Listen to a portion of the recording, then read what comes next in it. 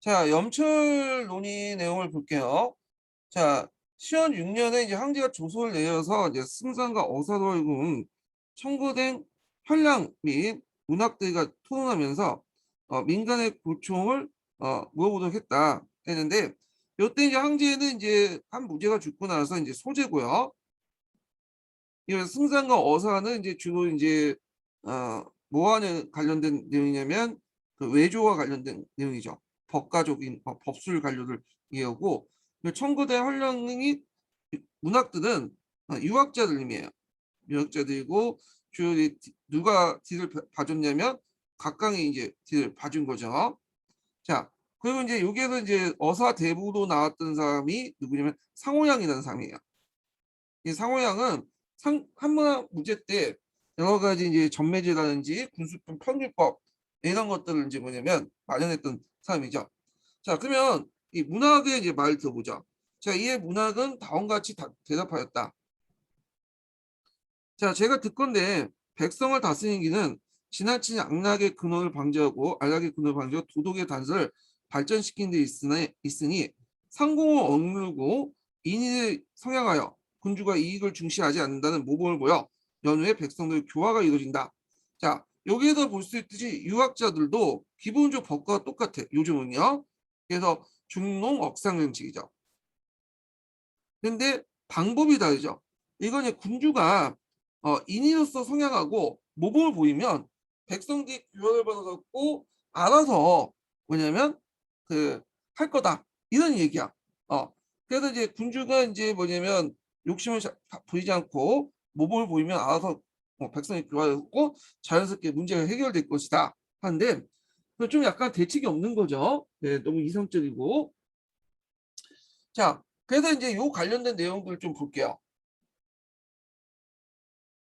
그래서 이제 백성의 교화가 이룰 수 있고 민간의 풍습도 선량히 바꿀 수 있다.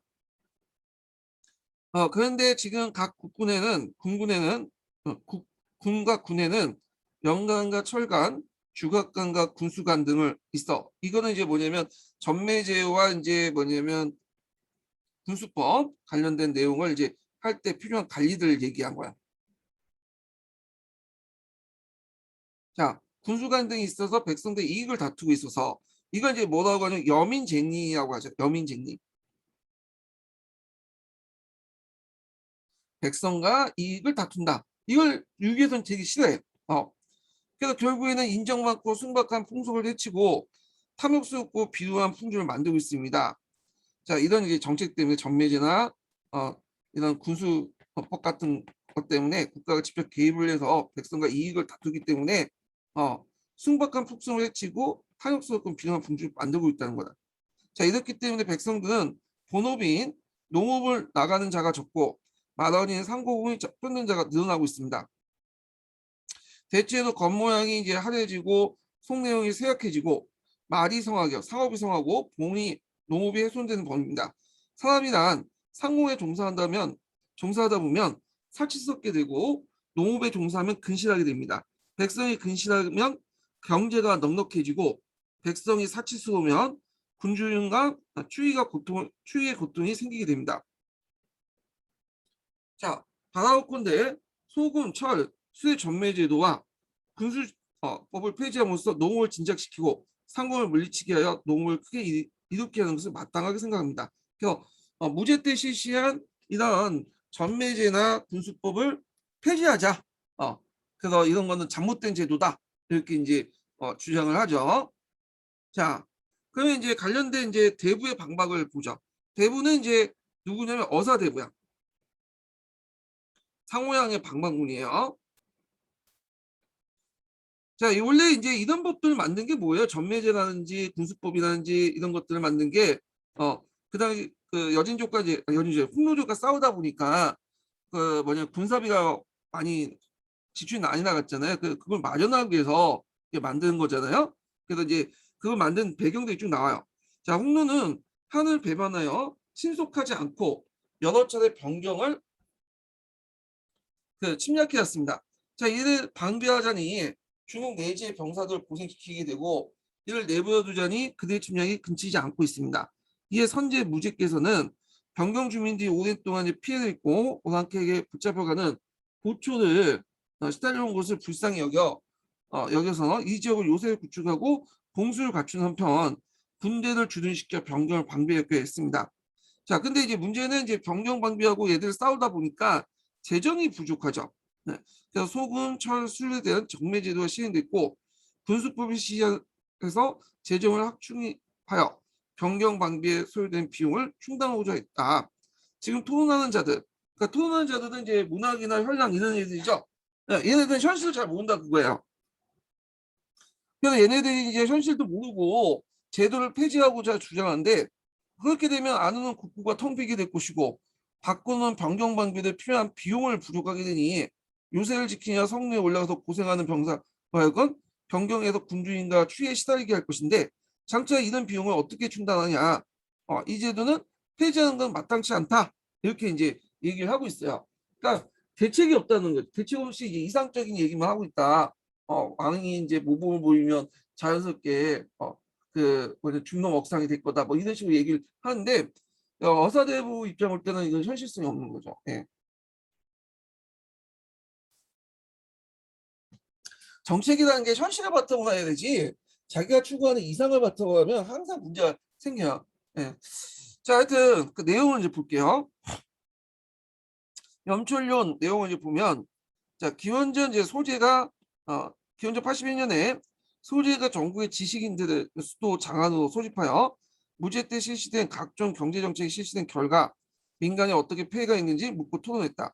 자 이걸 염촌론이라고 불렸다. 전한 말기 한가는 이 논의의 내용을 정리 편집하여 염촌론이라는 책을 만들었다. 그 이 책의 첫 편의 변인 본의에서는 핵심의 회의의 핵심 토론을 대상이 무제 시기 때 실시한 소금 철수에 대한 전매 정책 그리고 군수 평준이라는 간영 사업의 점을 명백히 드러냈고 자 이를 지지하는 정부 측의 어사대부와 이에 반대하여 민간과 문학에 본격적인 대립하고 있다는 점을 알 수 있다. 자 염촌론에서는 경제 정책 이외에도 정책 기본 원칙, 그 홍로와의 전쟁과 합친 현실의 사회적 풍토 등 다양한 문제를 거론하고 있다. 있거든요. 이 염촌론이 지금 조그만 본론이 실려 있지 않은데 여기서는요. 그 예전에 그 가학부인가? 뭐 하여튼 그 저희 가학부가 있어요. 가학부 그러니까 이명박 시대 때 만들었던 이제 그 교육과학부라는 그 부서에서 만든 그 사료집이 있어요. 예, 사료집. 그래서 그 사료집에 이 염촌 논쟁이 더 많이 실려 있거든요. 그래서 또 보고 싶은 분들은 거기서 좀 보시는 것도 괜찮은 것 같아요. 그래서 이 염촌 논쟁 관련된 사료가 예전에 2번 나왔고 그 다음에 수능에도 자주 언급되는 부분이기 때문에 앞으로 나올 가능성이 있어요. 그래서 이거 좀 파악을 해두시고요. 자, 전환 초기의 한가 후에 이제 하층단들 볼게요. 자, 요거는 이제 뭐와 관련된 내용이냐면 전환 때 이제 한번 그 홍로하고 이제 개판 싸웠잖아요. 이것도 동아시아 교과서 나왔는데 이때 홍로가 들어오니까 공격해 오니까 홍로를 치기 위해서 이제 그 누구야 유방이 직접 친정을 하게 되죠. 그런데 평성에서 어떻게 돼? 평성 백등산에서 포위가 돼요. 포위가 되니까 요방이 이제 언제 죽을 줄 모르니까 그때 이제 무뚝성의 부인이었던 부인에게 이제 연지에게 사전을 파견해서 뇌물 주면서 잘 꼬셔줬죠. 너가 만약에 이 선우가 무뚝성호가 이제 중국을 전체 지배를 하면 많은 첩들을 이제 두게 되고 결국엔 너는 이제 소외당할 거다. 막 이런 식으로 반협박조 또 얘기하니까 이 연지가 이제 이러면 안 되지 생각해서 선우가 잘 때 뭐 이렇게 돼갖고 안 된다. 아빠 철수해 돼갖고 결국 선우가 이 말 듣고 철수를 했다. 이런 내용이 있는데 사회상에 있는 내용이고 실제적으로 이제 무투서우 때는 홍로가 이제 여기를 공격해서 점령해도 장기간의 지배가 좀 불가능하고 통치 방법도 잘 몰랐어요. 그리고 이제 연지 그 당시에 이제 홍로 부족들은 선호 부족하고 연지 부족, 연지 왕비족이죠. 얘네들 핵심 지대 그 핵심 그 뭐냐면 그 종족이기 때문에 그 뭐냐면 연지에 해당하는 거 왕비족에서 내부에 반발이 있었기 때문에 더 이상 이제 공격하지 말고 그 정도만 이제 합병 맺고 이제 물러나가자 해가지고 결국에는 이제 물러난 걸로 보고 있어요. 예. 이렇게 뭐 백에서 대기 및 송사에서 이제 든 게 아니다. 네. 자, 그래서 이제 합병 조약을 맺었는데 그때는 이제 뭐 내용이 뭐냐면 매년마다 세패 갖다 바치고 여자도 항실 여자도 갖다 바치죠. 예. 그리고 이제 이런 합병 조약을 맺었지만 그 후에 시도 때도 없이 그 계속 공격해 온 거야. 예, 문제 때도 공격해 오고 경제 때도 공격해 오고 심지어는 이제 뭐냐 고우 때 무투서우가 유방이 죽으니까 이제 나하고 같이 놀자. 그런 식으로 하면서 이제 또 편지도 보내고 신용하는 거죠. 오늘날 말하면 성신용인데 자 이런 편지도 이제 보내고 그래요. 자 그래서 이제 관련된 내용을 볼게요.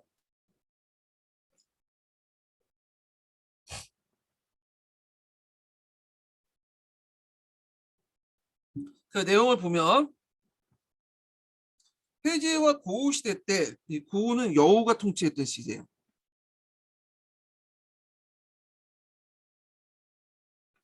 자 해제와 고우 시대에 무tun소가 점작 교문했죠. 이 사람은 유명하죠. 이 사람 모르는 사람 없죠. 제홍래 전성기 때죠. 그래서 이제 앞에서 언급한 그 평성전투에서 유방을 이제 포위해가지고 항복을 시키는 유명한 사람이야. 그래서 이 사람이 이제 유방이 죽고 나서 고우한테 이제 여우한테 편지를 썼어요. 자, 편지 내용이 가관인 게 그 내용을 보면 나는 정말 너무 외롭소. 그래서 나는 목가에서 태어나 소와 많이 뛰노는 넓은 평원에 자랐는데 자주 변경에 와보니 중국에서 놀고 싶은 마음이 생기더군요.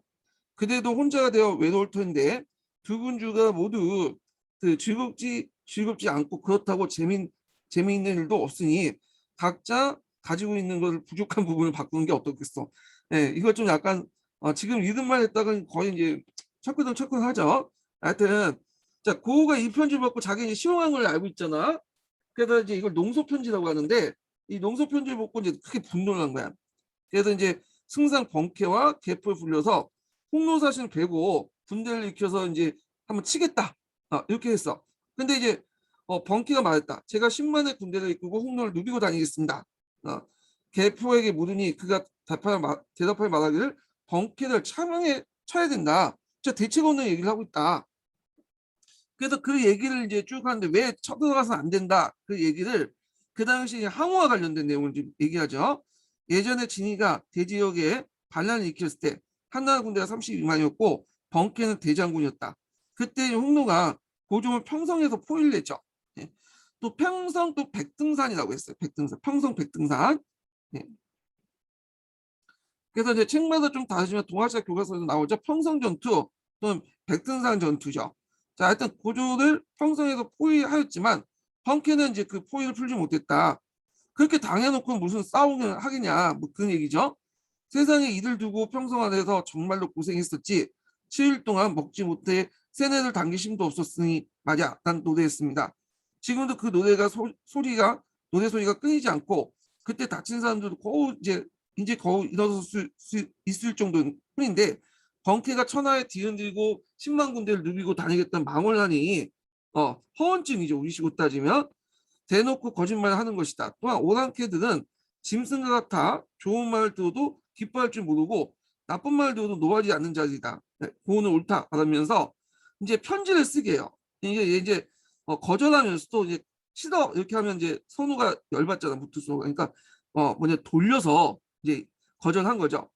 자 여기에서 답신 내용을 보면 선우께서는 저희 나라의 일을 잃지 않고 편지를 보내주신 몸둘 바를 모르겠습니다. 일단 예의를 차려놓고 며칠 동안 깊이 생각해 봤는데 저는 늙고 이제 생각해줄 뿐 아니라 머리카락과 이빨도 모두 빠졌고 걷는 것도 힘이 들다.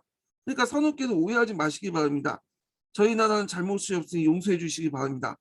저에게 천자가 타는 두 대의 수레와 그에 맞는 말 8匹를 있습니다. 이걸 드릴 테니 평소에 타보십시오. 이렇게 있죠.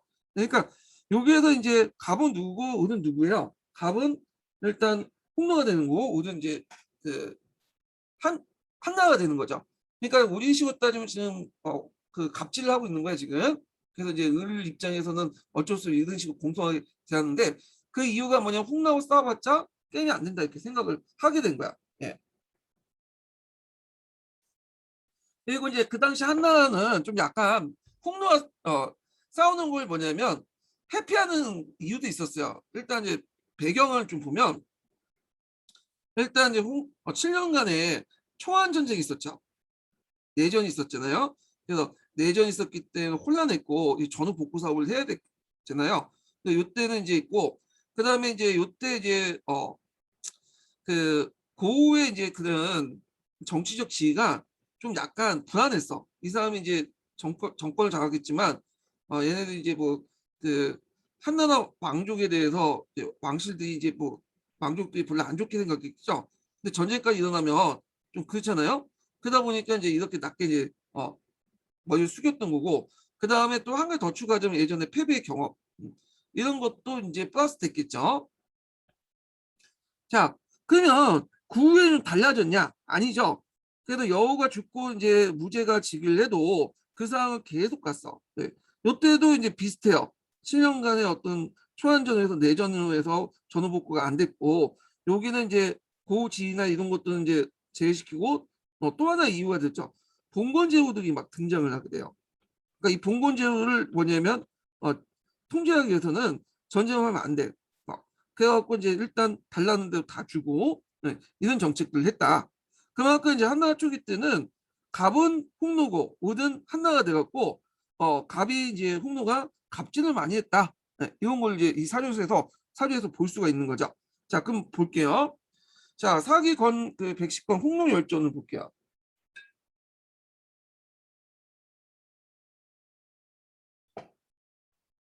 자, 이 사주는 전환 초기 한이 홍노에게 절대적 열세에 놓여 있음을 알려주고 있다.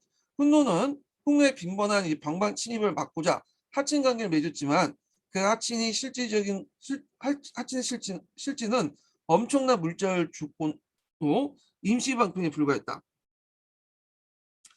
그리고 이제 홍노는 홍노의 뭉뚱소원 편지에서 한의 최고 권력자였던 여우를 능멸하는 내용이 담겨져 있었지만 현실적으로 군사적으로 열세에 놓였던 한은 이에 대한 굴욕감을 드러내지 못하고 단지 도발하지 않기를 바란다는 답신을 보냈다. 자, 하지만 이제 이런 식의 반응은 홍노의 지속적인 침입을 막지 못했다. 자, 홍노 입장을 때 얘들 바보가 아닌 이상은 얘네들이 이렇게 굴신굴신하는 게 나한테 개길 수 있는 힘이 없기 때문에 그걸 다 생각을 한 거잖아요. 그러니까 계속 공격해 온 거야. 공격하고 또 뇌물 받아먹고 또 공격하고 또 세피 받아먹고 또 공격하고. 자, 그래서 이런 악순환의 고리를 끊어야겠다 생각한 사람이 누구야? 한무제죠. 한무제 때. 한무제는 이때부터는 이제 적극적으로 원정을 하죠. 홍노를 치러 7번에 8번에 거쳐서 원정을 하게 돼요. 예. 그리고 앞에서 언급한 것처럼 홍노의 왼쪽 오른팔을 치기 위해서 고조선을 공격하고 그 다음에 서역 지역을 공격해서 홍노의 경제적인 어떤 목줄을 지기하게 목줄을 차단을 하죠. 예. 자, 하여튼 이런 식으로 이제 공격을 하게 된다. 자, 그 다음에 이제 뒤에 보면 홍노와 관련된 내용도 있어요. 홍노의 이제 그 독자적 풍습 유지인데 여기가 이제 홍노 열전이 있는데 사기나 한서에 보면 또는 삼국지에 보면 등등 여기 보면 주변 민족들의 역사를 많이 적어놔요. 주로 열전에 많이 적거든요. 우리나라도 이제 보면 그 삼국지 위지동이전 있죠. 그래서 동의의 열전해 갖고 이제 열전해 줬는데 왜 중국 애들이 자기 나라 역사 외에도 주변 나라 역사를 열전에 집어넣을까요? 그건 이유가 있어. 일단 두 가지 이유를 볼 수 있는데 첫 번째는 그들과 교육을 하기 위해서 그런 것도 있고요. 두 번째는 이게 제일 중요한 안보상 문제 때문에 얘네들부터 계속 공격을 받으면 그 막아내야 될 거네요. 그러면 이제 얘네들의 어떤 습성이나 풍습이나 어떤 문화를 좀 알아야 되겠죠. 적을 공격하려면. 그래서 이런 그걸 이제 일일이 기록을 남긴 거야. 열전에. 네. 그러다 보니까 이 열전에 나온 기록들 보면 좀 약간 편향성이 있어요. 자기들하고 좀 친한 그 세력들은 부여 같은 세력들은 자기 좋게 기록을 했고 뭐 고구려나 홍노 같은 사람들은 되게 나쁘게 기록을 했죠. 네. 이거는 이제 자기들 입장에서 본 거고 또 홍노도 이제 얘네들 홍노하고 친했는지는 잘 모르죠. 네. 이건 다 중국 애들이 이제 홍수는 노비 같은 놈이라고 친했으니까 이제 그 기록을 이렇게 남겼는데 홍노의 생활 풍습들을 여기다 적어놨어요. 예. 그래서 홍노는 인구는 적지만 또 뭐냐면 이게 말을 잘 타기 때문에 군사력 강하다. 홍노의 풍습도 좀 적어놓고 등등 있는데 그냥 이거는 보세요. 예, 그냥 이런 것들은 시험에 나올 것 같지는 않고 가끔의 동아시아 교과서에 이제 약간 이제 좀 몇 개 인용한 것도 있더라고요. 예. 그 내용만 좀 볼게요. 자, 이 사조는 홍로의 인구는 적으나 강한 군사를 보유하면서 한왕조를 위협할 수 있다는 것은 홍로 수수가 처한 환경에 적응하며 형성된 풍습을 버리지 않았기 때문에 사실 알려주고 있다. 그래서 이제 환경과 풍습을 유지해가며 한해 물상을 확보하는 홍로의 모습을 볼 수 있다. 왜냐하면 환경과 풍습을 계속 유지해야지만 자신들이 비교 우위를 갖고 있는 뭘 유지할 수 있어? 기마병을 유지할 수 있죠. 기마 군사력을. 그래서 되게 유목민족들이 한족들을 만약 지배하거나 물리칠 수 있었던 이유가 뭐냐면 이게 뛰어난 기마병을 소유했기 때문에. 근데 이 기마병을 소유한 이유가 뭐냐면 유목적 환경에 계속 있었기 때문이죠. 그래서 말 타고 어릴 때부터 말을 몰고 그런 것들을 자연스럽게 익혔기 때문에 이런 군사력을 유지할 수 있었죠. 근데 이걸 환경과 풍습을 바꿔버리면 뭐 농경민하고 정착해서 같이 살면 그 이제 몇 대 가면 이제 이런 훌륭한 기마병을 양성할 수 없게 된 거죠. 군사력이 약화될 수밖에 없고 이런 것들 뒤에 이제 정보 강조에서도 보여요. 이런 것들이. 자, 그 다음에 뒤에 넘어가서요. 다음 장 보고. 자, 대입행창 정책의 조정이라고 보죠. 예. 요거는 나올 가능성이 좀 있는 부분이야. 이게 이제 뭐냐면 한무제 때 이제 여러 번 이제 쳤잖아. 풍로도 치고 그다음 한사금도 치고 아니 고조선 치고 서역 원정도 하고 등등 했는데 나중에 이제 시간이 지나면서 말년에 들어가면 점점 이제 군비가 딸리기 시작한 거야. 지금 미국하고 똑같아. 미국이 이제 이라크 치고 아프가니스탄 치면서 이게 채무가 많이 쌓였잖아요. 그러니까 이제 한나 말기 그러니까 한무제 말기 때 들어가면 이제는 전쟁을 끝나야 되겠다라는 이제 뭐냐면 조칙을 내려요. 이게 무슨 조칙이냐 하면 윤대 조칙이라고 해요.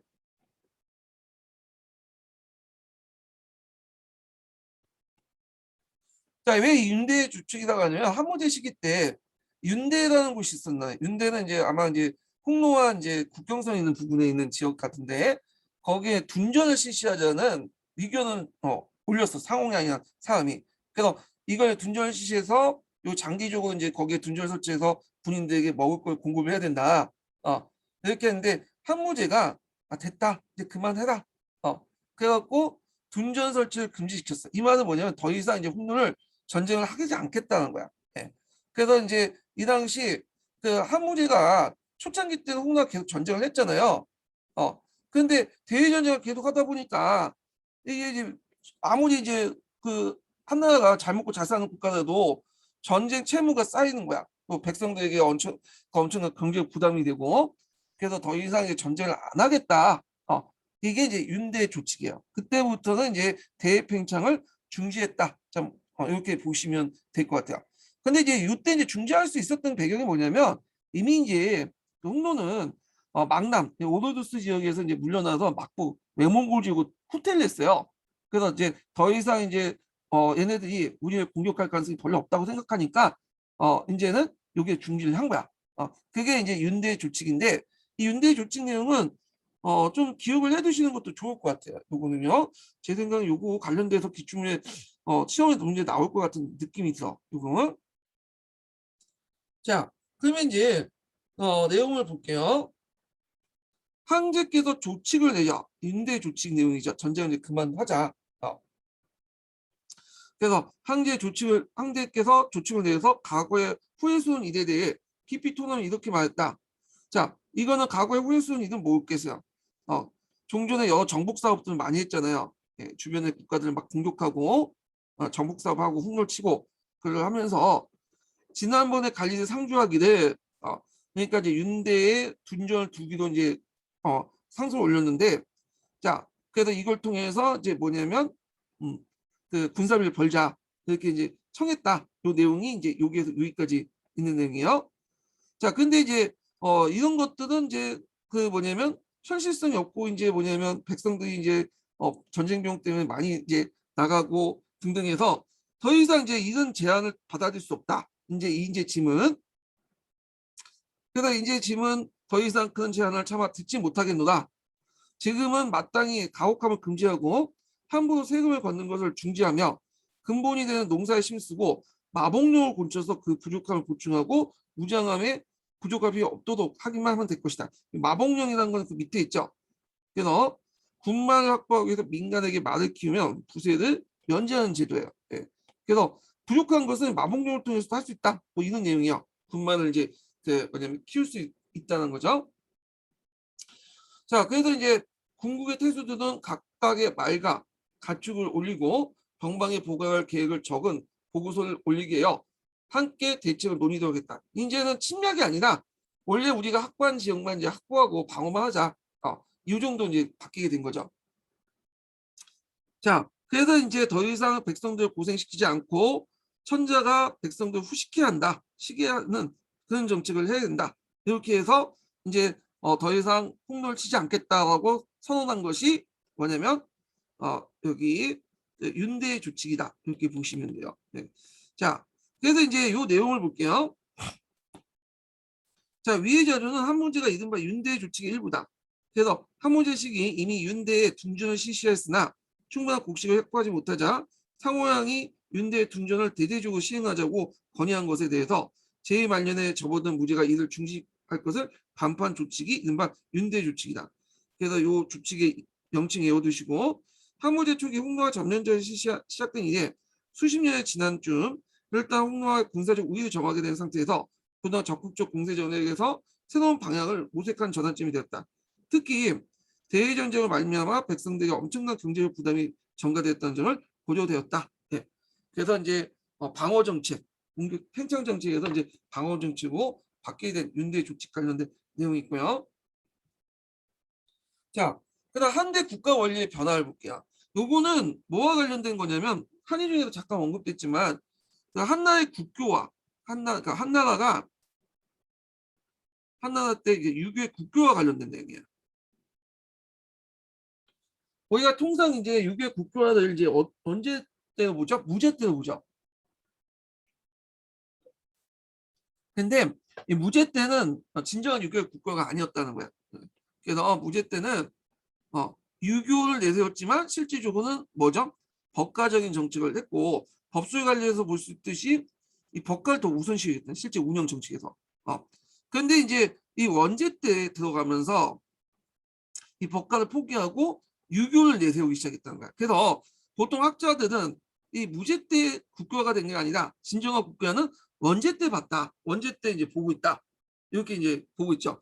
그거에 관련된 사조가 이제 원제기에 이제 있어. 원제에 관련된 봉기와 관련된 내용인데, 자, 요거 한번 읽어볼게요.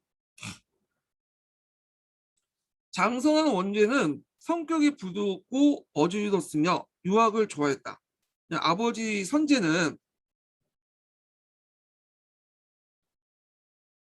그 아버지 선제가 문벌리를 등용하여 법률로서 그 뭐냐면 아래 사람 묶어두고 이 문벌리는 이제 뭐냐 법술 관료를 얘기해요. 예. 법술 관료는 예전에 한번 얘기했어요. 얘네들은 이제 겉으로는 유학자긴 하는데 유학을 공부하지만 좀 약간 법가적 요소가 되게 강한 관리들 얘기하죠. 예. 그래서 이제 뭐 홍리라고 또 해요. 얘네들은. 그래서 문벌리를 등용해서 법률로서 아래 사람들 묶어놓고 양혼과 관계 요와 같은 대신들이 남을 헐뜯는 제목으로 사형을 당하는 것을 보고 아버지 곁에서 모시다가 다음같이 조용히 말했다. 폐하께서는 형벌을 지나치게 많이 쓰십니다. 유생들이 쓰는 것이 어떠하신지요? 그랬더니 선제가 얼굴색이 변하면서 말하기를 우리 한나라에는 우리만의 제도가 있다. 자, 한나라에서 우리만의 제도가 뭐야? 유교와 도교를 유교와 법가를 같이 쓰는 거죠. 예. 그래서 근본은 그 폐도와 양도를 잘 쓰는 것이다. 이게 예전에 시험문이 나왔죠. 왕폐잡도란 말 여기 나온 거야. 왕폐잡도. 왕도 정치와 폐도 정치를 같이 한다. 왕도 정치는 유교와 관련된 거고 폐도 정치는 법가를 관련 거. 그러니까 겉은 유교지만 실제 정치는 법가를 한다. 그런데 어찌 도교에만 완전히 맡겨 준하 정치를 쓸 수 있겠느냐. 또 소교들은 이 세상에 맞는 것은 무엇인지 잘 알지 못하는 소교라는 거는 현실적이지 못하는 그런 유학자들. 그러니까 그런 사람들은 어떻게 이제 말 알지 못하고 늘 옛것만 옳고 좋은 현실을 비난하기 좋아하니 이들 때문에 다른 사람들이 명시에 헷갈려 하고 명분과 실제가 헷갈리고 지킬 바를 모르겠니 어찌 맡기만 하겠냐. 자, 그리고 한편 우리 가문은 한나라 그 왕씨는 얘 때문에 망했구나. 원제 때문에. 얘가 이제 나라를 망치는구나. 이렇게 이제 한탄했다고 그래요. 근데 제가 느낀 게 원제가 좀 인품이 뛰어나긴 했어요. 근데 인품이 뛰어나는 거와 정치를 잘하는 거는 또 별개의 문제죠. 네. 그래서 이제 하여튼 내용을 이제 볼게요. 자, 한무제가 동중서의 대책을 받아들여 유학을 크게 장려했지만 그렇다고 엄혹한 범죄의 지배를 포기한 것은 아니었다. 소재를 거쳐서 선제시대에 이르러 법술 관료를 중용하여 무거운 형벌을 내리는 이른바 외유내번. 겉으로는 유교를 내세웠지만 실제 정치는 뭐냐면 법가를 내세운 것이 근본적인 발치였다. 근데 원제 시기부터 유가 관료들이 되고 중앙 관료 등장하여 등장됐으며 그 결과 유가적 원리 근거는 각종 개혁이 시작되었다. 그래서 지방에서는 유학적 소양을 갖춘 순리가 간대하게 백성을 다스린 사회가 많았다. 홍리가 아니네. 이 반대말은 홍리죠. 홍리. 네. 그래서 이제 이 태자 시대 때 원제의 말을 통해서 이제 뭐냐면 유학자들을 이제 완전히 포면적으로 내세웠고 했다는 걸 알 수가 있겠죠. 그래서 학자들은 이걸 이제 한의 중에 나왔지만 실제 국교화된 시기를 원제 때도 보는 학자도 상당수 많다라고 보시면 될 것 같아요. 자, 그 다음에 이제 뭐 한대 인구 관련된 내용인데 한나라 때는 매년 이제 항에서 뭐냐 인구 조사를 해갖고 이제 작성해서 선을 올리면 그걸 바탕으로 해서 군이나 국에서 조사를 해서 이제 또 정리를 하고 중앙에 또 보고를 하게 되거든요. 그래서 이와 관련된 내용이 한서 지휘지에 있어요. 그래서 이제 평제 때 전국의 행정단이 호구수 토지 면적을 기록을 했는데 그때 인구가 한말 때 인구가 거의 6천만 정도 됐다 이렇게 돼 있어요. 자, 근데 여기는 이제 볼 것은 뭐냐면 6천만만 있었냐? 한나라에 그건 아니죠. 한나라의 권력, 그러니까 중앙 권력이 파악한 인구가 6천만이야. 그러니까 실제로 플러스 알파가 되는 거죠. 그래서 정근대 시대 때 인구 통계를 볼 때 그걸 염두에 두고 오셔야 돼요. 정근대 시대 때는 인구를 행정력이 강하고 중앙집권 강하면 인구가 늘어나. 그렇지만 전쟁 시기나 그럴 경우에는 인구가 줄어들죠. 그건 뭐냐면 실제 인구 감소도 있겠지만 중앙에서 인구를 제대로 파악하지 못했기 때문에 전쟁이나 반란이나 근데 중앙 권력이 강하면 강할수록 인구 파악률이 높죠. 이런 걸 볼 수가 있어요. 6천만이면 그 당시에 이제 그 시기가 기원전 1세기 때니까 어마어마한 거죠. 6천만이면 대단한 인구를 갖고 있는 거예요. 지금은 벌건 아니지만 지금 남한 인구가 5천만 정도 넘잖아요.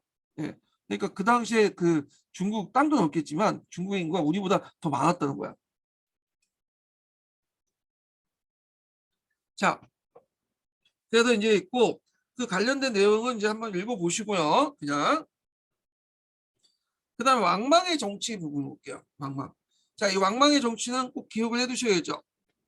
관련된 사료가 많이 나와. 네. 그리고 그거 외에도 이제 또 뭐가 있냐면 이 교육과학부에서 나온 이명박 시대 때 나왔던 사료집이 있죠. 동아시아 사료를 보는 동아시아사가 있어요. 여기에도 왕망의 정치 관련된 내용이 있고 뭐 세계사 사료 보는 세계사집도 그 있고요. 예. 그래서 요거는 이제 관련된 내용들이 있는데 여기에서는 주로 왕전제에 관련된 내용이 있고 그리고 이제 육관 설치 관련된 내용이 있고 이런 내용도 있죠. 그래서 이제 한번 읽어볼게요. 당시 직경의 육군 무게 일수 소전 직이란 글자 쓰인 소전을 만들어 이전에 대전 50가 세트를 이면서 사용되고 있다. 자, 백성들은 도주를 하지 못하고 하고 백성이 불이나 목탈을 소지하지 못하도겠다. 요 앞부분인데 요 앞부분은 이제 뭐하고 관련된 제도냐면 화폐개혁과 관련된 제도야. 기존에 이제 화폐는 오수전이었잖아요. 이 오수전은 한부제 때부터 만들었는데 이게 질이 상당히 뭐냐면 잘 돼 있고 질도 높고 관리가 잘 돼 있어요. 그래서 백성들이 오수전을 되게 좋아했는데 신망만이 등장하면서 오수전을 일시 폐지시키고 자기가 이제 화폐를 만든 거야. 소전도 만들고 여러 화폐들을 만들어요. 근데 질도 떨어지고 계속 뭐냐면 만들다 보니까 바꾸다 보니까 학생들 그 민들이 이제 신뢰성이 떨어진 거죠. 예. 그리고 민들이 이걸 몰래 만들기 막기 위해서 도주라는 것은 이제 뭐냐면 오늘날만 위조 지폐를 만드는 거예요. 위조를 막 그 위조 동전을 만드는 걸 막기 위해서 백성들의 구리와 목탄 소지를 왜냐하면 구리를 녹여서 이제 하려면 목탄이 필요하거든요. 예. 그래서 이걸 소지하지 못하겠다.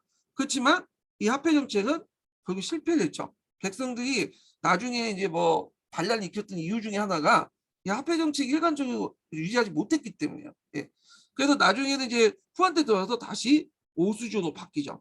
그래서 이 오수조는 무제때 실시해서 위진 남북조 시대까지 계속 가요. 근데 제일 오래된 화폐야, 이 오수정이. 그리고 이제 여기에서 이제 이렇게 있고 여기에서부터 여기까지가 이제 뭐냐면 왕정제에 관련된 거죠. 왕정제 여러분들 알다시피 이제 토지를 일정한 소유를 하고 제한을 하고요. 그리고 나서 만약 나머지 토지는 이제 팔도록 하는 제도가 왕정제인데 정전제를 모델로 하는 제도죠. 예, 이거 예전에 기출문제 나왔죠. 자, 그 내용을 보면요. 천하의 토지를 왕전이라고 부르고 노비를 사속이라고 부르며 두 가지를 매매할 수 없도록 한다. 예, 요거 관련된 내용들.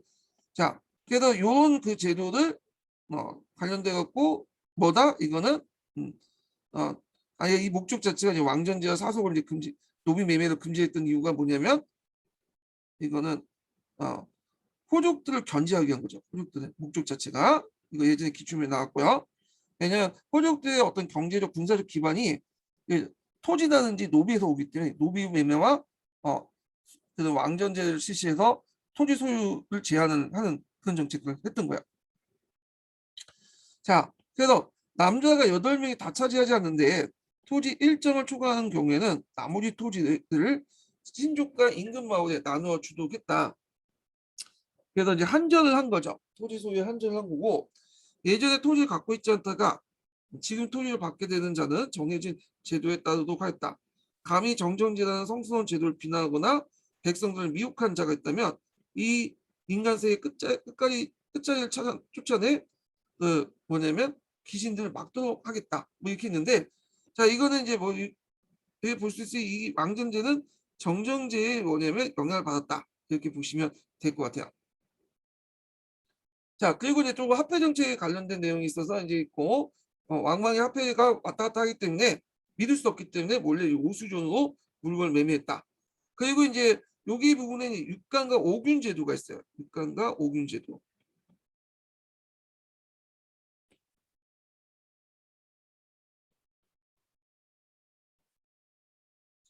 이 육간과 오균 제도는 뭐와 관련된 경제 통제 정책이죠. 그래서 뒤에 전매제하고 군수법하고 평준법 비슷하게 이제 보시면 돼요. 예. 자, 그리고 이제 4대 제도가 그 밑에 있죠. 백성들에게 3분의 1의 싼 이자를 두고 빌리로 했다. 이거 4대 제도. 이거는 4대 제도다. 싼 금리로 빌려줬다. 이렇게 보시면 되고 그 다음에 이제 여기가 육간제도에서 물가 조절 관련된 내용이고 요거는 오균제도에 갖고 그 전매제와 관련된 내용이죠. 그러니까 이제 한무제 정책을 이어받았다 이렇게 보시는데 그 한무제 때는 그게 이제 먹혀졌는데 그 당시에는 먹혀지지 않았죠. 왜냐하면 호족들이 이제 장악을 하고 있었잖아요. 그러니까 현실이 좀 없는 정책들이야. 그래서 대개 이제 왕왕 정책들은 현실성이 별로 없어. 예. 그래서 이제 이런 정책이 왕왕 정책이 실패 이유가 현실을 제대로 반영하지 못했기 때문이다. 너무 이상만 강조하고 예. 또 왕왕 정책도 그 앞에 있었던 상황이나 그 한무제 정책을 개선했다고 보시면 돼요. 좀 그때 상황은 맞지는 않겠지만 그래갖고 이제 주로 겉으로는 이 사람들 유교를 내세웠지만 실제 정치는 법가적인 정치를 했다. 네. 그리고 왕망이 이제 내었던 경전 이름이 주례죠. 이것도 같이 기억을 해주시면 되겠죠. 그래서 개혁의 모델이 됐던 경쟁이 이 주례였다. 주나라 방식으로 간제도 개편하고 정정제도 실시하고 정정제를 모델로 와서 왕정제를 실시하고 뭐 그런 정책들을 했다. 이렇게 보시면 돼요. 자, 그러면 계속 그 밑에 읽어볼게요. 자, 왕망은 전한마저 대우력의 성장과 그로 인해서 소농민 몰락이나 사회 형상을 개혁하고자 주례에 기초해서 이거 외워두셔야죠. 기초에 나왔으니까. 기초하여 사회 전반에 걸쳐 대대적인 개혁을 착수했다. 자, 이 사료는 이 중에서 토지와 노예 매매 금지, 그리고 정정제 복귀, 새로운 통화 유통, 간형수거 강화 등 경제적 측면과 관련된 개혁 내용을 보여주고 있다. 그러나 백성들은 이러한 그 경제 개혁에 적응하지 못했으며 점차 불편을 초래하게 되었고 이후에 간직과 지형의 명칭을 바꾸는 등 왜냐 준에 입각해서 바꿨죠. 준하식으로. 자 이런 것들 많은 혼란이 이어져 왕망의 개혁이 실패를 치닫게 되었다. 자 그리고 이제 그 왕망의 개혁이 실패로 해서 이제 곳곳에서 이제 반란세력들이 일어나죠. 그 반란세력의 두 종류가 이제 첫 번째가 뭐냐면 농민 반란이야. 그래서 정미의 난이라든지 농림의 난 이런 반란도 있었죠. 그다음 두 번째 호족들이 이제 일으킨 반란들이죠. 그 과정에서 이제 유수가 왜냐면 황제가 되죠. 이렇게. 자, 그런데 여기에서 이제 온 것은 그 정미의 난이 있어요. 농민 반란. 농민 반란이 일어났는데 정리라는 것은 이제 여러분도 알다시피 이제 눈썹을 빨갛게 칠하는 거잖아요. 그 당시 군복이 없기 때문에 적과 아군을 구분하기 위해서 그 눈썹을 빨갛게 칠는데 이거는 이제 남양사의 어떤 범숭이 이제 익힌 난이에요. 예. 그래갖고 이제 이렇게 있는데 요거는 뭐 각자 앞에 부분을 보고 중략 그 이유부터만 좀 볼게요. 예.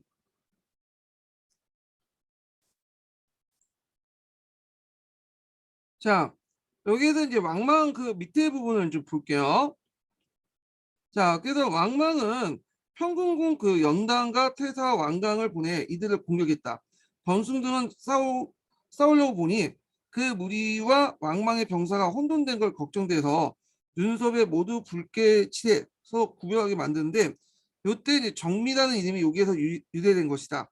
정미는 마침내 연단과 왕강의 군대를 대파하고 만여 명의 살아온 무용까지 추적했으나 정민은 마침내 동해군의 침략을 노닥질하고 왕망이 가평군 대원과 싸웠으나 패하여 수천 명이 전사하자 몰려나 초패 연암 연청 등을 약탈한 뒤 진노도와 노송을 공략하여 함락시키고 여러 걸 전진하다 복양에 이뤘다. 이런 내용인데 자 그럼 한번 내용을 볼게요.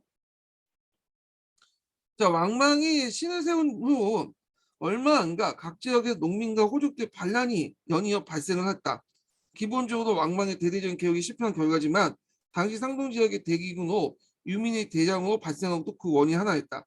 자, 이들 군도 그 도적의 무리들이 되어 근거지 없이 떠돌다니며 노닥질할 뿐 특별한 구호나 이념 혹은 관료 체제를 갖춘 흔적은 발견되지 않았다. 그래서 정미의 난의 어떤 한계가 여기 나와 있죠. 한계.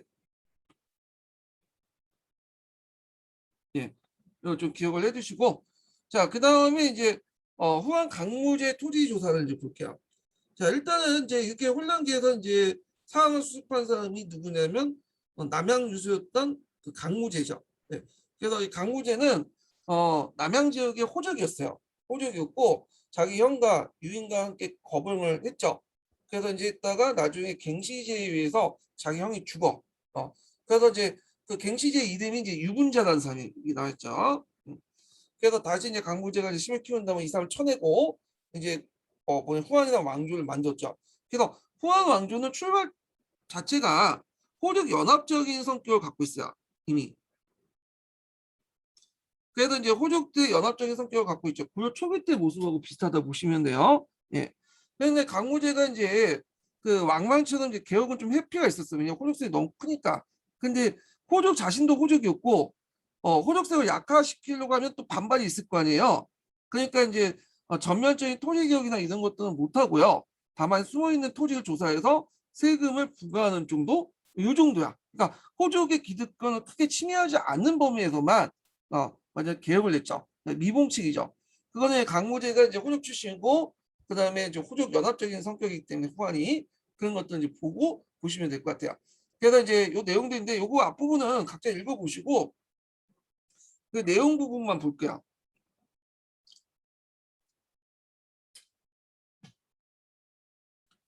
그러니까 건물은 이제 15년 전국 각지 주군에 명령을 내어 개간된 토지와 면적 및 개간된 토지의 면적과 호구 및 연령을 정확히 조사하겠다.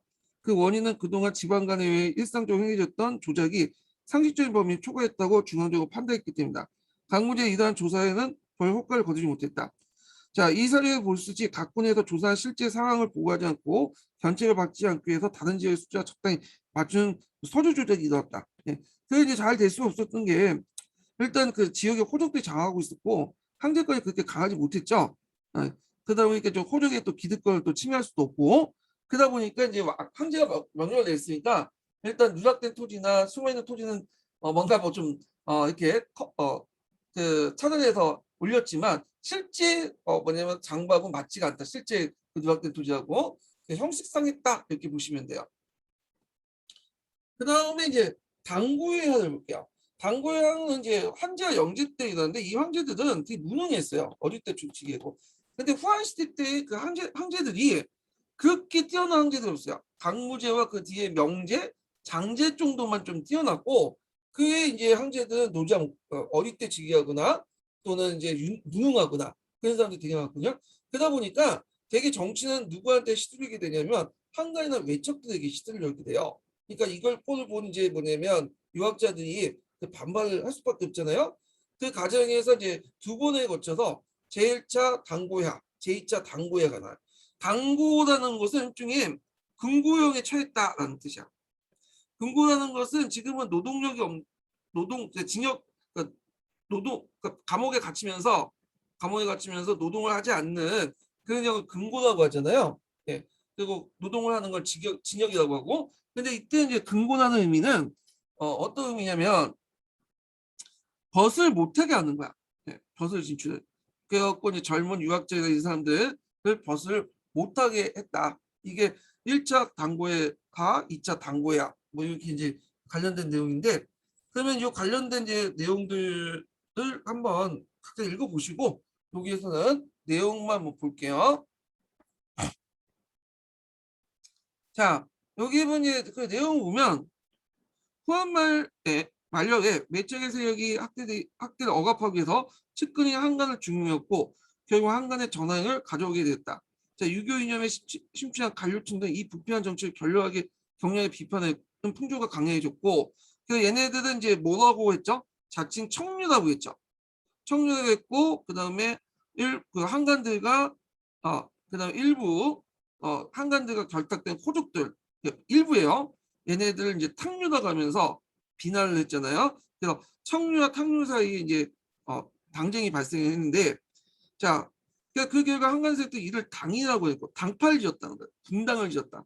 그러니까 이제 이 분당을 지었다는 것은 그 한당 유학에서 상당히 처죽을 죄거든요. 왜냐하면 황제만 정치를 해야 되는데 애들이 뭐냐 당파를 지어가지고 분당을 지어가지고 황제의 정치를 뭐냐 방해했다. 그런 의미야.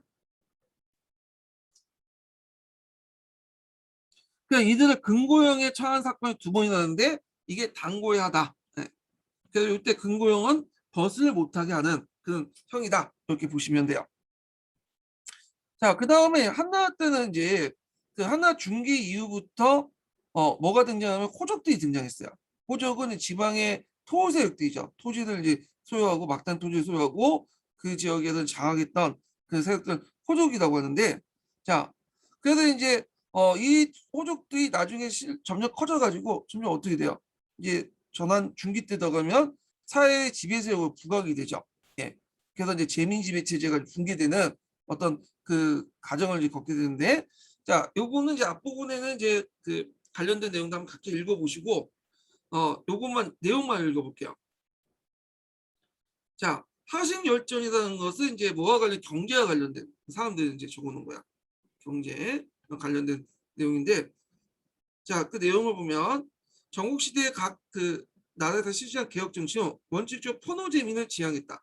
포노제민이라는 것은 호족의 호를 뭐냐면 집어넣고 호구를 이제 등록하고 그들을 지배하는 그런 정책들이죠. 자, 현호재민을 지향했던 만큼 호족은 크고 작은 제약을 받아야 했지만 한데도 각종 유화적 정책이 실시되면서 현시의 호족들은 크게 성장하게 됐다. 자, 그들은 공급과 공로를 받는 관료 대주주와 공을 갖고 있지 않지만 경제적으로 부유한 중소지주로 구분할 수 있다. 자, 그래서 이 사료들은 이들의 풍족하고 여유 있는 모습을 전해지고 있다. 뭐 이렇게 있고요. 자, 그 다음에 그 뒤에 가면 항실재정과 국가재정이 있어요. 전환시대 때는 항실재정과 국가재정이 분리돼 있었죠. 분리돼 있었어요. 예. 그래서 군부일체가 아니라 군부 분리가 된 거야. 예. 항실재정과 국가재정이 분리돼 갖고 항실재정은 주로 이제 누가 맡냐? 소부에서 담당하고 국가재정 대산홍에서 담당하죠. 네, 대산홍. 대산홍은 간청이 아니라 간직이에요. 주로 대농이라고 하죠. 예전에 한번 시험 문제 나왔죠. 간청이 아니야. 동계에서는 간청으로 되어 있지만 간직이에요, 간직. 자, 근데 이 후한 시대 때 들어오면서 이제 뭐냐면 이 소부에 있는 항주 재정이 다 대산홍으로 이관이 되죠. 대산홍이 이제 맡게 되고, 그리고 이제 오수전 주조도 대산홍이 맡게 되죠. 예, 수용동의가 아니라. 자, 그래서 대산홍이 이제 경제권을 갖고 있는 막강한 지위가 돼요. 이렇게. 그래서 주로 이제 항시재정에서 걷는 것은 산림수택과 관련받는 거예요. 산림수택. 상가, 임야와 물, 택지에서 나오는 산물들을 이제 걷는 세금이고, 왜냐 이거는 이제 전국 시대부터 산림수택 가산화를 갖고 이제 왕들이 자기 재산을 만들었기 때문에 당연히 여기에서 나온 것은 항시재정이 들어가고 나머지는 국가재정이 들어가는 거예요. 예, 이 내용도 있네. 볼게요. 상가바다는 천지간에 나는 물건이 보관한 창고이니 마땅히 모두 소부에 속하는 곳이고, 자, 요거는 이제 뭐와 관련된 거? 항실재정과 관련된 거다. 자, 폐하께서는 사사롭게 여기지 아니하시어 대농에 기속시키고 나부 재정에 도움을 주도록 하셨습니다. 해갖고 그래서 이제 소부에 있는 일부 중에 빼갖고 이제 국가재정으로 넘어갔다. 뭐 그런 내용이에요. 근데 이제 기본적으로 전환시대 때는 소부와 이렇게 대농 이렇게 분리시켜서 항시재정과 국가재정을 이렇게 이원적으로 운영됐다 이렇게 보시면 돼요. 자, 그 내용 볼게요. 한대 재정은 항시재정과 국가재정으로 나눠져 있는데 수입원이나 지출 명목 모두 각각 구분되어 있었다. 항시재정은 황제와 그의 종신에 의한 개인적 성격이 강한 반면에 국가재정은 공식적으로 국가 운영에 관련되어 있었다. 그래서 중국 고대 황제 권력의 사적인 성격을 이해할 수 있는 사례가 되었다. 이렇게 있고요. 우리나라는 어떠냐? 우리나라는 군부일체를 추구했어요. 그래서 왕실 재정하고 국가 재정이 하나로 짜여져 있죠. 그래서 내장원이나 이런 그 내수사가 이제 2부에 속했어요. 2부. 네. 호부에 속할 것 같은데 2부에 속했어. 네. 그래서 이 군부일체가 군부 분리가 된 것은 언제 때냐면 제2차 갑오개혁 때죠. 네. 그리고 이제 이렇게 분리되면서 이제 했는데, 그래서 이제 그 국가재정은 뭐 탁지부에서 관련하고, 그리고 그 항시재정은 내장원에서 관련하고 이렇게 이제 하게 되잖아요. 자, 그래서 이제 이런 내용도 이제 있고요. 그 다음에 이제 고대사 이제 끝났고 뒤에서 그냥 중국 중세사를 좀 볼게요.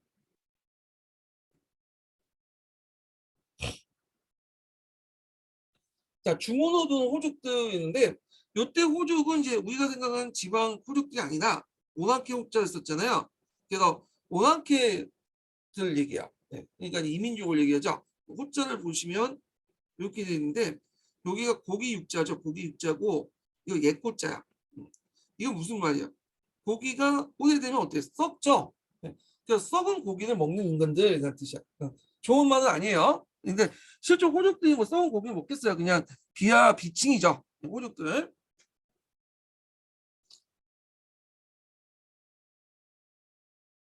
원래 이제 그 후한 그 전까지는 대개 보면 이제 그 이민족들은 만리장성 이북 지역에 있었죠. 중국 간내로 들어오진 않았잖아요. 근데 이제 후한 말기 때부터 조금씩 이제 들어오기 시작해. 뭐 여러 가지 목적으로 이제 들어와요. 이유는 이제 그들을 관리하겠다는 목적도 있고 그들의 군사력이 필요하니까 또 들어오게 하고. 그래서 이제 위진남북조 시대 들어가면서 이제 뭐냐면 얘네들이 만리장성 이남으로 거주하게 돼. 그래서 이때 거주한 이제 그 호족들이 5개 종족이 있었죠. 그래서 그때 뭐 우리가 이제 오라고 부르는 그 사람들이 있는데 선비족, 뭐 갈족, 홍로족, 저족, 뭐 강족 이런 오도 있었죠. 그러니까 갈과 홍로는 같은 계열이에요. 얘는 홍로 계통이고, 저와 강은 티벳 계통이에요. 티벳 계통. 그래갖고 이제 있고 얘네들이 서진 시대 때 파랑의 난 때 동원이 되죠. 파랑의 난이 동원돼 갖고 결국에는 이제 요 내분의 14를 갖고 있다가 남홍로에 이제 유연이라는 사람이 영가의 난을 익히잖아요. 그래서 결국에는 이제 5, 16골 시작되죠. 이때부터 영가의 난이 예전에 시험문에 나왔던 거죠. 그래서 예전부터 이제 이 만리장성 후한 말기 때부터 만리장성 이남으로 들어와서 살았어. 그래서 그거에 대해서 이제 그때부터 얘네들이 이제 외우니까 이제 일종의 난민이라고 이제 부시시고 얘기하면 난민들이 오니까 얘네를 밀어내서 저쪽 자기네 땅들 만리장성 이북에 살게 하자. 뭐 이런 그 사육농이라는 그도 이제 등장을 해요. 강충의 사육농. 근데 이게 잘 안 됐죠. 네. 그러다가 이제 이게 우려했던 바가 이제 터져 나간 거야. 영가의 날 통해서. 네. 그러면서 이제 근데 요때 이제 들어왔던 오후는 이미 이제 영가의 날 때는 어느 정도 한족화된 그 사람들이야. 유목화된 게 아니라 한족화된 사람들이야. 그래서 뭐냐면 얘들 중에 뭐 장사하는 사람도 있고 또 유학자도 있고 뭐 나름대로 한족과 어울려 살고 그랬어. 네. 그래서 이제 하여튼 이런 사람들이 이제 그 하북 지역을 장악하면서 16개 국가를 세우게 되죠. 그래서 이제 그 관련된 내용들이 쭉 나왔는데 이거 너무 길어가지고 다 읽지는 못하고 여기 관련된 그 뒤에 있는 내용들만 읽고 넘어갈게요.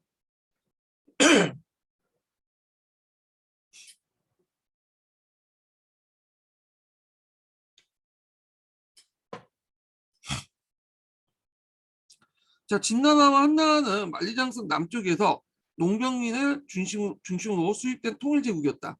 그런데 이제 그 북방이나 변경에 살면서 목축을 주도하던 이민족들이 자주 제국을 안정을 위협하게 되었다. 따라서 후한 초부터 국력이 강성할 때 그들을 중원으로 옮겨 한족과 함께 살도록 하게 됐는데, 자, 이건 이제 얘네들 통제하겠다는 의미도 있어요. 근데 왕조만 혼란 속에 세력화된 이민족들이 도리어 제국 내부에 큰 위험이 되었다. 이것은 바로 이 문제를 지적하고 진나 강동이 쓴 사형론에서 이거 이제 외워두시겠죠. 이때 진나는 이제 서진 때 진나를 얘기하고 사형론은 우리 종족은 종족이 아닌 한족이 아닌 그들을 멀리 쫓아내자고 이제 주장했으나 이 의견은 전해도 받아들이지 않았다. 그 결과 진은 316년 남욱료 선우의 후손들에게 유연하게 멸망을 당하고 남쪽으로 수도 옮겨 동진을 이제 옮기게 됐다. 동진을 옮길 수밖에 없었다. 자, 이거는 이른바 호족이 중국 고대사 중심이었던 중원 지역에 들어와 성장한 과정을 잘 보여주는 것으로 이런 형상은 곧 분열의 시대에 가는 전주국이 되었다. 이렇게 있고요. 자, 그 다음에 이제 그 밑에 이제 후한 말 민중의 도교교단의 성립 있는데 요거는 이제 뭐와 관련된 거냐? 오두미도 교가 연결된 거야. 오두미도. 그래서 이제 장각의 태평도가 있고 그 다음에 장영의 오두미도가 있었잖아요. 예. 그래서 주 내용은 오두미도가 많은데 장각이 세운 게 태평도고요. 그다음 장영이 세운 게 이제 오두미도죠. 예. 그래서 이제 태평도는 이제 앞에 이제 한건적인 난을 일으켰고 이 오두미도는 파쪽 지역으로 들어갔어. 그래서 그때 3대에 거쳐서 이제 거기 파쪽이 한중이죠. 한중. 한중에 들어가서 이제 뭐냐면 독립된 왕국을 세웠죠. 예, 3대 지속이 되는데 그러다 나중에 조조에 의해서 이제 조조인가 하여튼 그 위해서 멸망을 해요. 그래서 이제 오두 왜 오두미도냐? 여러분도 알다시피 이제 입단할 때 쌀 오두를 받았다 이렇게 해서 오두미도라고 하잖아요. 그 쌀을 가지고 이제 뭐냐면 불쌍한 사람들 도와주고 그렇게 해서 이제 성장을 하게 돼요. 예. 그래서 이 오두미도가 이제 나중에 천사도가 돼 위진 남북조 시대 때. 그래서 보통 이제 남천사도가 이제 있고 그다음 그 영향을 받아서 구겸지가 만든 게 북천사도예요. 네.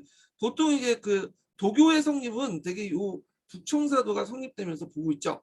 그래서 이 도교 교단이 원류가 이제 보면 오도미도에서 출발해요. 여기서 예. 그 도교 교단 설립이라는데 아직까지 이제 뭐 공식적으로는 이 성립 자체는 이쪽으로 연결되니까 이렇게 좀 기억을 해두시고 이건 좀 너무 앞섰네. 자, 그러면 이제 좀 볼게요. 자, 요거 뒤에 넘어가서 그 오두미도 관련된 내용을 태평도 오두미도 관련된 내용만 읽어볼게요. 뒤에 넘어가서 요걸 좀 보죠. 여기까지. 여기부터 읽어볼게요.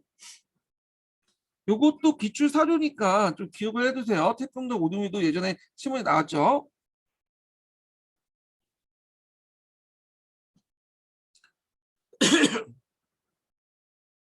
자, 장각은 태평도를 믿었으며 장영은 오두미도 유행시켰다. 태평도에서는 그 지도자가 구절장이라는 지팡이로 주술 벌였는데 한자에게 머리를 땅에 대고 잘못을 반성하게 한 뒤에 신비한 물을 마시겠다. 병이 낫지 나으면 자신의 돈을 믿었기 때문에 하고 혹 낫지 않으면 그 돈을 믿지 않은 탓이라고 했다. 자, 오두미두를 향한 장영의 방법은 장각의 태평과 거의 같으나 정신을 만들어 한자에게 잘못된 반성을 하게 했다. 그리고 한자 집에 좁쌀 5만을 얘기하였으므로 그 집단을 오두미사라고 했다. 다른 책에서는 입단할 때 오두미도를 냈기 때문에 오두미도라고 했다라는 말도 있어요. 사실 이러한 방법은 병을 치료하는데 전혀 도움이 안 되는 요망한 술수일 뿐이었으나 미련하고 어리석은 사람들이 열려있다 했다. 그리 장각이 투불되고 그러니까 한건적인 아들 투불했다는 거죠. 장영 역시 죽었다. 근데 이 장영의 아들 장로가 이제 한중에 있을 때 그 이제 한중에서 이제 독립된 왕국을 만들었죠. 한동안 종교 왕국을 그 백성들 믿고 배워서 술술 더욱 교모해졌다. 의사를 만들고 그 안에 먹을 걸 두어 나그네가 쉴 수 있도록 했으며 스스로 헤어져 작은 잘못이 있고 백보의 가정의 길을 닦으며 죄가 없어졌다고 했다.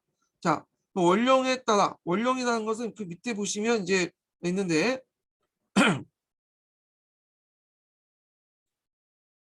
그 때에 따라 하거나 하지 말라는 월별 전륜의 글이라고 이제 되어 있어요. 아마 규율 같아요. 네. 그래서 이제 어떤 그 오두미드 규율에 따라서 봄과 여름에 살생을 못하게 하고 술도 못하게 했다. 떠돌아다니거나 이곳에 온 자는 이를 감히 따르지 않을 수 없었다. 근데 여기서 좀 눈여볼 게 의사라는 게 있잖아. 의사를 만들 때 이제 그것을 먹을 걸도 나그네 쉴 수 있다고 했다. 그런 제도도 있고 그다음에 한자를 또 보살폈다는 그 내용도 있잖아요. 그래서 이 오두미도가 물론 이제 성장하는 과정에서 강압적인 방법도 있겠죠. 근데 강압적인 방법을 했다고 해서 그게 성장의 어떤 바탕이 됐다는 건 말도 안 되고 뭔가 이득이 됐으니까 사람들 이제 거기에 들어와서 신자가 되는 거 아니에요. 그래서 종전의 후한 때 들어가면 이제 종전 항중 공동체, 니들 중심 항중 공동체의 어떤 것이 붕괴가 돼. 그래서 이제 예전에 니에서 행했던 항중 공동체였던 사회 보장 기능이 상실되게 되고 국가 그 역할 커버하지 못하니까 종교 집단이 들어가고 그걸 해주는 거야. 그래서 사회 보장 제도들. 그러다 보니까 이제 오도미도나 태평도 같은 세력들이 확산될 수밖에 없었던 배경이 되었던 거죠. 자, 그럼 내용을 볼게요. 자, 중국의 정통 왕조 말기에는 늘 민중대 봉기가 빈번했는데 후한말의 경우 이러한 움직임에 종교적 색채가 특히 두드러졌다. 한건적 봉기의 구심점이었던 태평도와 장릉일 중의 오두미도가 그 대표적인 예다. 이들은 노자들 교자로 하는 중국 특유의 도교 교단을 형성에 중요한 역할을 했다. 그러니까 배경이 되었다 이렇게 보시면 돼요. 도교는 나중에 구겸지가 만들어진 거고 그리고 특히 3대에 거쳐서 30년에 가까운 그 한중 지역을 사실상 지배한 오두미도 집단의 경우 사회적 혼란 속에 의지할 곳이 없던 사람들을 적극적으로 원조했던 사실이 주목된다. 그러니까 국가가 커버하지 못한 일을 이 종교 집단이 했다.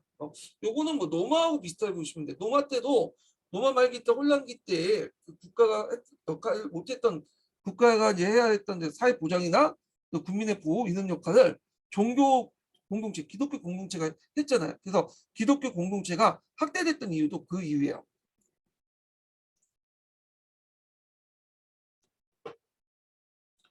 자, 이 교파가 천사도라고 불렸죠. 그래서 우리가 이제 얘기한 구겸진의 천사들, 북천사도라고 하고 남쪽에 있는 오리지널 천사들 그냥 남천사도, 천사도라고 하죠.